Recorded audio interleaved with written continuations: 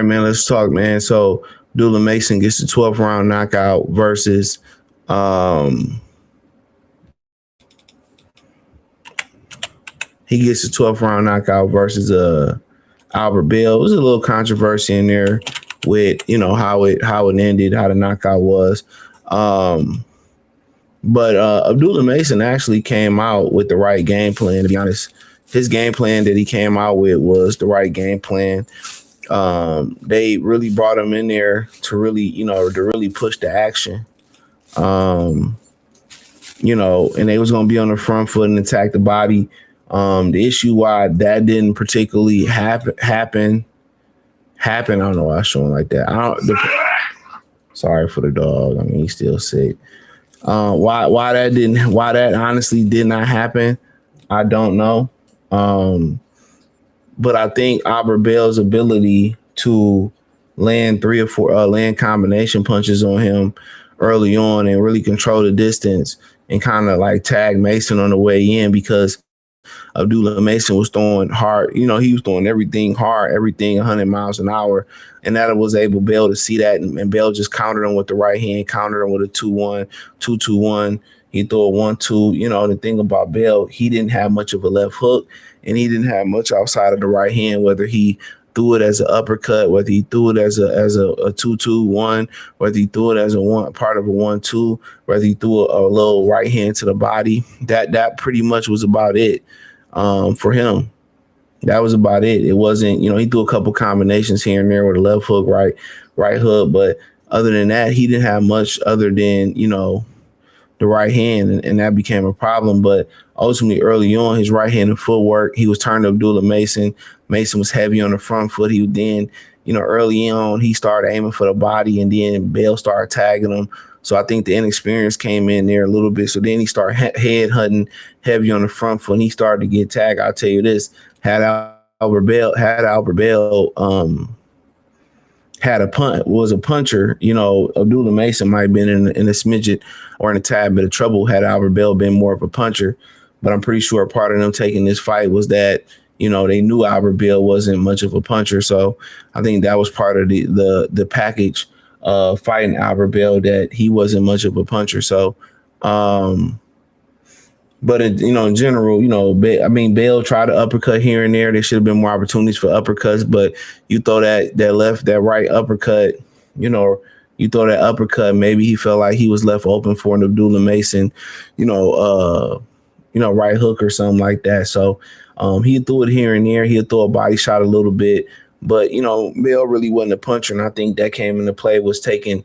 But with Mason and taking the fight on short notice, I mean, he cruised to like 6-7 straight rounds, and it wasn't even, fairly close. He turned Abdullah Mason, he boxed Abdullah Mason, and then they made the adjustment, back to the original game plan was, jab your way in and then attack the body. And then once he kind of started to attack the body, he started breaking Albert Bell down with youth, durability. He was the fresher fighter, and Bell never been, past 12 rounds. So, and he had been on the pine for almost a year.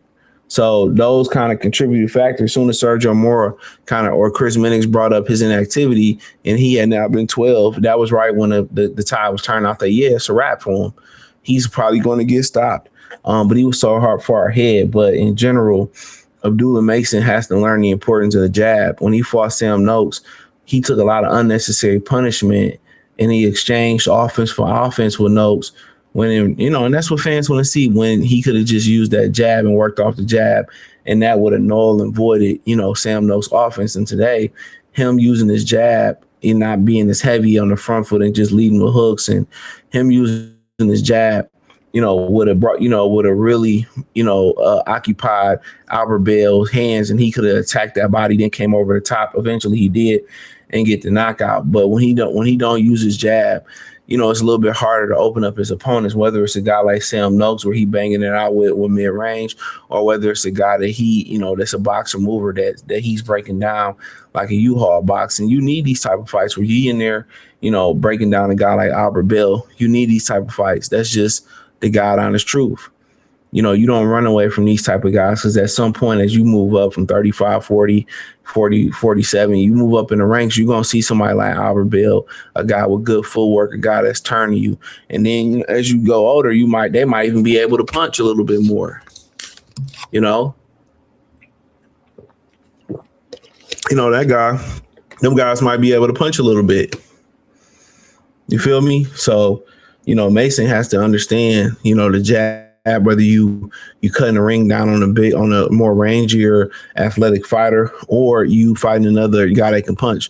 That jab is really can control the fight, in my opinion. But ultimately, Bell didn't do enough work to the body. Bell didn't have much outside of his 2-2-1 or his 1-2 or 2-1 outside of that right hand. And he just didn't have a big enough punch to stop Abdullah Mason to deter him. Ultimately, he didn't have the conditioning. He didn't have another adjustment outside of throwing that right hand and pivoting and, walking Abdullah Mason to them shots. When Mason started really using his jab, touching his body, and then going upstairs. And even Mason, he just kept, being a young, anxious fighter, he kept wanting to attack upstairs when he should have just been attacking the body and then attacked upstairs. But he got to learn to be more patient, especially it takes patience really to use that jab. And Albert Bell really showed him, and he going to learn a lot from his first title defense, that patience is the key. Albert Bell was very patient with him and really racked up rounds. He was impatient, and he gave rounds to Albert Bell by being impatient and walking into shots. Even though you can take those shots, he walked into many right hands in this fight, and he was the bull a lot of the fight, and that wasn't good because the Matador was really pivoting and schooling him. You just wonder if Bell had a full camp and Bell had real promotional support around him, but he don't really have a fan-friendly style. He black and got the style of a Cuban. Nobody gonna be trying to line up to fight him. Unfortunately, that's just the fact of the matter. People are not going to be trying to line up and fight him. So, but ultimately that ending with the ref, that was some bullshit. That was Top Rank coming in there saying that, hey, even with the 2 knockdowns, this guy still may get a draw or he still may walk away with the fight. We can't chance Abdullah Mason getting upset or rematching this guy and he get a full, 8 to 10 week camp and he beat Abdullah Mason. But the reason they took the fight because he had been inactive. It was on short notice. He couldn't punch, and they already had been in sparring with him, so they already knew what they could and what they couldn't do with him. So, but it still made out for a good fight. But the referee definitely, allegedly got a bankroll in his pocket from somebody on the Abdullah Mason side. Even though I feel like Abdullah Mason still would have stopped him, they didn't need that. But they put a black eye on this fight, and that ref shouldn't have stopped the fight, but they stopped it so Abdullah Mason can keep the belt and preserve that undefeated record, and that's why they stopped the fight. That was fishy, but that was Top Rank doing. I remember watching Peter Quillen and Gabriel Rosado for the WBO belt, and Gabriel Rosado was about to get the belt, and then they stopped the fight on cuts and gave the fight to Peter Quillen, which was absolute hogwash, and this was similar situation, even though I think Bell was on his way to get knocked out regardless. I think we all could agree Bell was on his way to get knocked out regardless. So, I don't think that was nothing new. We knew Albert Bell was going to sleep, and and that's what happened. He went to sleep.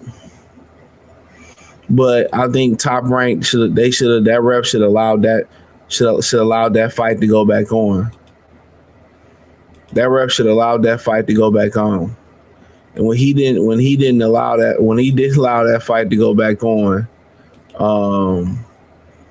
that put a black eye on Abdullah Mason victory. It's a little black eye on Abdullah Mason on victory, but I think everybody knew that Mason was going to win that fight regardless. He was going to end up stopping Albert Bell regardless. So, but in general, if Mason wanted to continue to go to the next level, he got to start using his jab, got to start hitting guys on the arm, on the stomach, and on the hips and shit.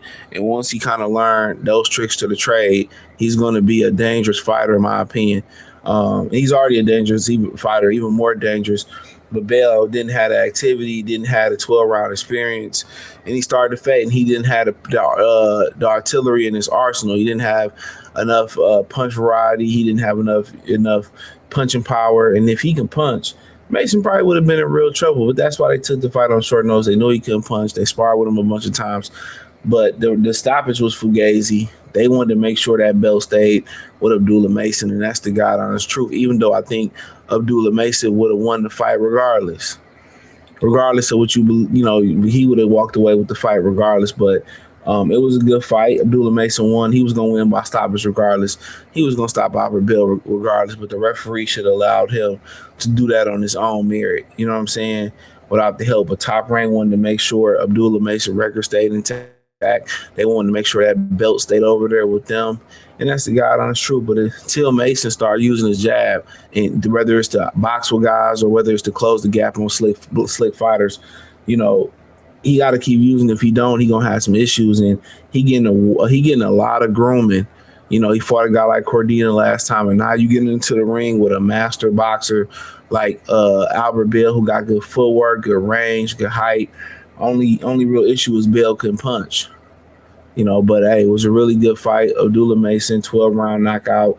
Really did appreciate the fight, appreciate and enjoy it. It turned the arena up. It was a great showing by Cleveland, and ultimately for Albert Bell. This fight was his last shot getting these type of opportunities. But for Mason, they got to get that kid to use his jab. If they get him to really use that jab, he'll be a bad motherfucker. All that reach, you got to use the jab. You can't just headhunt. But he young. It's like having a pitcher with a big arm. They don't care shit about off speed. They think they can outthrow anybody, and most times pitchers got to hurt their arms to learn how to throw off speed punches. But it is what it is. Great win, great fight. Hopefully Albert Bill get another crack. Check out the Fight Reaction playlist. Hit the link in the description. Follow me on X, Facebook, Kick, Twitch, Instagram, Spotify, Anchor, Cash App, Venmo, PayPal. Peace.